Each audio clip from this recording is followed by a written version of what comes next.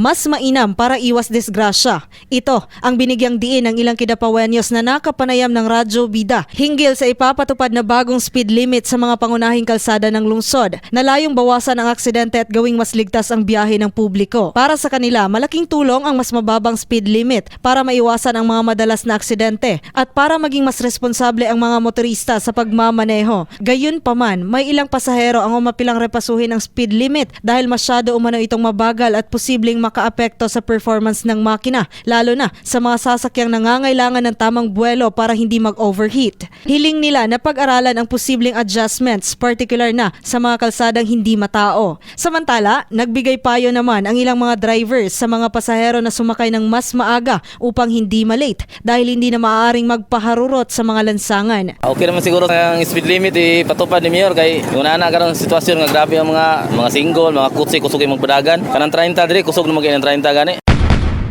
Okay ra po na siya. At least ma-prevent po na mga disasters sa dalan ba. Pag 30 medyo mahina yun naman masyado yun. Okay lang kung mga 40 or 1, medyo okay na yan. Kaya gikan kag Balindog, padulong kag taon puno ka dia. Overheat yun yung motor dia.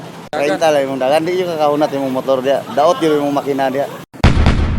Akong advice sa mga pasahero nga nagdali, sayo jud sila, dili jud sila nga ingon nga auto kay namatay traffic light. Nya, kay balo naman sila nga ipatupad ang speed limit. Joanne Oranio, NDB, CBida Balita.